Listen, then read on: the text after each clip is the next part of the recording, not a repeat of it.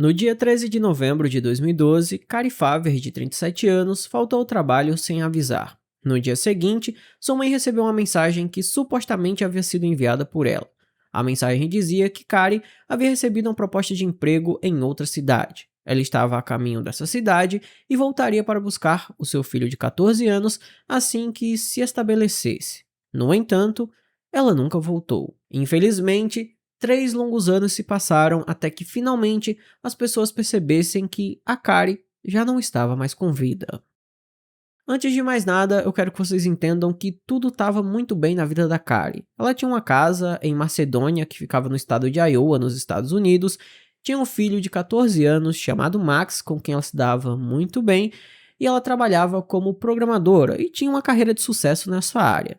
E, inclusive, pouco tempo antes do desaparecimento dela, ela havia começado a se relacionar com um homem chamado Dave Krupa, e ela passou a noite anterior ao seu desaparecimento na casa dele. 3 dias depois daquela mensagem estranha que havia enviado para a mãe, a Kari não apareceu no casamento do irmão, para o qual ela estava muito ansiosa, então sua mãe obviamente ficou preocupada e contatou a polícia. No entanto, as autoridades se recusaram a registrar o desaparecimento, alegando que o celular da mulher estava ativo durante todos aqueles dias. Ela estava usando as redes sociais para mandar mensagens para amigos e havia avisado que estava de mudança. Então, os familiares da Kari decidiram ir até a casa dela para ver se ela de fato havia concluído a sua mudança, só que quando eles chegaram no local, tudo ainda estava lá. Todos os pertences pessoais dela estavam na residência. A única coisa que estava faltando era o carro. Então, obviamente, aquilo era muito estranho, porque quando você se muda, você leva as suas coisas. Por mais que você tenha dinheiro para comprar coisas novas, obviamente tem várias coisas que têm valor sentimental, então você não vai embora e deixa tudo para trás. Mesmo com essa situação muito estranha, quando eles foram até as autoridades para que eles investigassem o desaparecimento da Kari, eles novamente disseram que não iriam investigar porque muito provavelmente a mulher estava evitando os seus familiares porque queria mesmo, ela não queria mais ter contato com a família.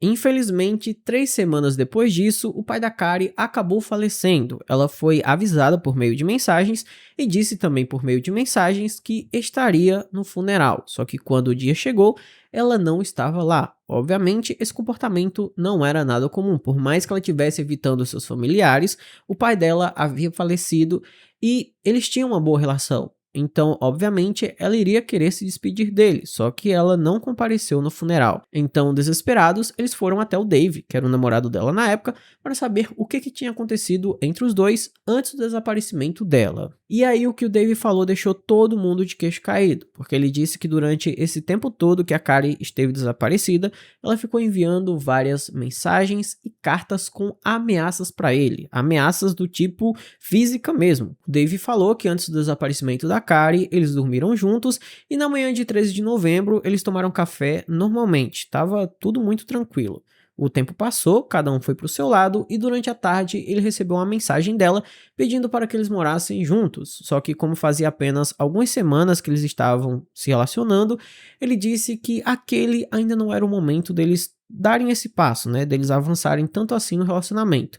E aí ela teria ficado furiosa, mandando ele se danar. Ela disse que já estava com outra pessoa e falou para ele não ligar mais para ela. E depois disso, ele não a viu novamente. Só que ao mesmo tempo que o Dave, ele nunca mais viu a Kari, ele de fato nunca mais viu ela com seus próprios olhos, ele começou a receber várias mensagens dela com vários insultos contra suas ex-namoradas e ameaças também contra essas mulheres que não tinham nada a ver com o relacionamento dos dois. E é aqui nesse ponto da história que entra outro personagem que é muito importante nesse caso, uma mulher chamada Liz Goliar. Ela se relacionava com o Dave antes dele terminar com ela para se relacionar com a Kari. Aparentemente, a Liz havia começado a receber várias ameaças vindas da Kari. As duas se conheciam, sabiam da existência uma da outra, mas só haviam se visto pessoalmente uma única vez. E a Liz foi até o Dave contar o que estava acontecendo. E como o Dave também estava passando pela mesma coisa,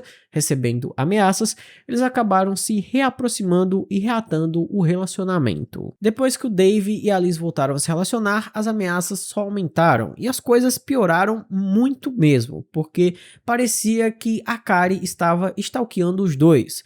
Ela mandava mensagens falando sobre o corte de cabelo do Dave, sobre as roupas que ele estava usando.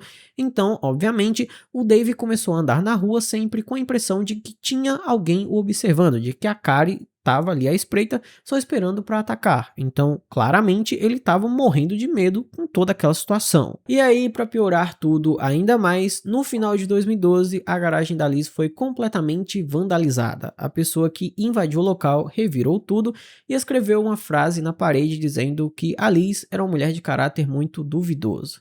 Essa, obviamente, foi a gota d'água, e a Liz e o Dave decidiram ir até a polícia e pedir uma ordem de restrição contra a Kari Farver. Além do casamento do irmão e o funeral do próprio pai, a Kari não compareceu ao aniversário de 15 anos do seu filho e também não foi ao aniversário do filho da melhor amiga dela. Mesmo assim, a polícia continuava achando que ela sumiu por vontade própria. Porém, os investigadores do caso da Liz e do Dave tinham que ir atrás da Kari para saber por que ela estava infernizando os dois, por que ela estava os ameaçando e os stalkeando, mas eles não conseguiram entrar em contato com ela.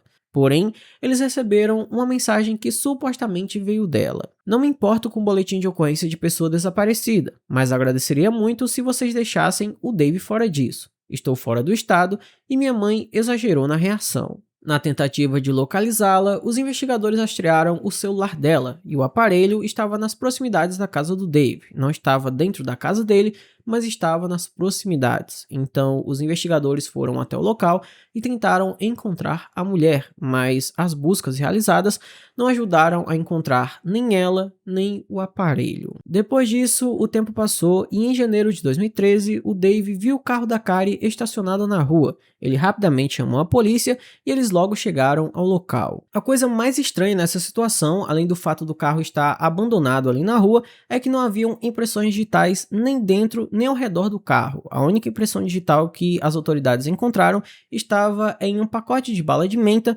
que ficava no porta-luvas, só que a pessoa dona da digital nunca foi identificada e o carro simplesmente foi devolvido à família da Kari. Depois da descoberta do carro, nada mais foi descoberto por um longo tempo. Os dias viraram meses, os meses viraram anos e a única coisa que ainda se mantinha eram as mensagens que eram enviadas tanto para o Dave quanto para a Liz. Às vezes eram enviadas centenas de mensagens em um único dia. Outras vezes essas mensagens chegavam ao mesmo tempo tanto para um quanto para outro. Essa pessoa que mandava as mensagens enviava fotos do casal, dizia por onde eles passaram ao longo do dia e também o que eles fizeram. E obviamente os dois ficavam muito assustados, porque essa pessoa sabia de tudo da vida deles. E em 2015, a Liz foi até a delegacia com uma nova denúncia. Ela disse que alguém havia roubado 2 armas da casa do Dave. O Dave confirmou posteriormente que de fato essas armas haviam sido roubadas e a Liz acusou a ex-mulher dele, uma mulher chamada Amy Flora. Ela disse que a Amy a estava ameaçando. Obviamente, devido a isso, a Amy foi levada para interrogatório. Ela disse que viveu com Dave por 12 anos e nunca teve nenhum problema com ele. O relacionamento terminou, mas eles mantinham uma boa convivência e nunca tiveram nem brigas pela guarda dos filhos. Os filhos ficavam com ela e o Dave podia ver quando ele bem quisesse. Inclusive, o Dave constantemente passava os fins de semana com os filhos, então ela não tinha nenhum tipo de atrito com ele. Inclusive, ela já tinha se casado e tinha um outro filho desse relacionamento. Ela ficou em choque com essas acusações por parte da Liz e ela negou categoricamente qualquer envolvimento com esse caso e mostrou seu celular para as autoridades. E após uma análise, a Amy foi liberada. Após analisarem essas informações, os investigadores do caso da Kari Farver se depararam com 2 questionamentos principais. O primeiro era: por que ela passou 3 anos completamente isolada e infernizando a vida de um cara com quem ela se relacionou por apenas algumas semanas? Isso não fazia nenhum sentido. E o segundo questionamento era por que a Amy teria ceifado a vida da Kari, supondo que não era a Kari que estava enviando todas aquelas mensagens. Por que a Amy teria feito tudo aquilo, sendo que ela já estava casada com outro homem e tinha um filho desse relacionamento? Isso também Não fazia sentido nenhum. Então, percebendo que tinha algo muito errado nessa história, os investigadores foram até a Liz e pediram que ela entrasse em contato com a Amy e tentasse fazer a Amy confessar o que havia feito com a Carrie. E aí, depois de alguns dias, a Liz enviou um e-mail para as autoridades dizendo que a Amy havia lhe dito que ela esfaqueou a Carrie, colocou o corpo dela dentro de um saco de lixo e descartou na mata. E aí, com esse e-mail, as autoridades tinham o que eles queriam. A criminosa havia caído na armadilha. Mas não a Amy, e sim a Liz. A essa altura, os investigadores já sabiam que a Amy não tinha nenhum envolvimento com esse caso. Eles já tinham descartado ela porque analisaram o celular dela e não tinha nenhum vestígio das mensagens e dos e-mails. Então, eles já sabiam que a Liz estava tentando culpar outra pessoa pelo crime que ela cometeu. Mas para efetuar uma prisão, eles precisavam de alguma prova concreta. E a Liz iria fornecer essa prova. Eu não sei exatamente quanto tempo se passou desde o momento que a Liz enviou aquele e-mail para as autoridades dizendo que a Amy havia confessado o crime para ela, até o momento que a Liz ligou para o 911 dizendo que havia sido baleada na perna em um parque e que a pessoa que atirou nela foi a Amy. Os policiais foram até o hospital onde ela estava internada e eles pediram para que ela desse acesso aos seus dispositivos eletrônicos para que eles pudessem gravar as ameaças da Amy contra ela. E a Liz acabou concordando com isso. Em uma busca na casa dela, os investigadores encontraram várias coisas, incluindo um tablet, e nesse tablet haviam muitas provas. Juntando o que foi encontrado no tablet e no celular, os investigadores encontraram cerca de 15 mil e-mails e 50 mil mensagens da Liz se passando pela Carrie. Ela estava fingindo que era Carrie durante esses 3 anos. Isso obviamente já indicava que a Liz ela ceifou a vida da Carrie, mas a prova principal veio de uma câmera que estava na residência dela. No cartão de memória dessa câmera tinha algumas fotos e essas fotos mostravam um corpo. E após os parentes da Carrie analisarem essas imagens, eles confirmaram que aquele corpo que estava ali nas fotos era o corpo da Carrie. Eles identificaram por causa de algumas tatuagens. Após essas descobertas, Liz foi imediatamente presa. Em seu julgamento em 2017, a promotoria argumentou que a ré atacou Carrie em seu carro, a esfaqueou e se desfez do corpo, e inventou que estava sendo ameaçada para reatar o relacionamento com o Dave. Eles acreditavam nessa teoria dela ter atacado a Carrie no veículo dela, principalmente porque quando fizeram uma busca mais aprofundada ali no carro da Carrie, eles encontraram sangue tanto no assoalho quanto no banco do passageiro do veículo. Essa imagem aí que vocês estão vendo na tela foi mostrada no julgamento, e esse sangue que foi encontrado no veículo era da Carrie.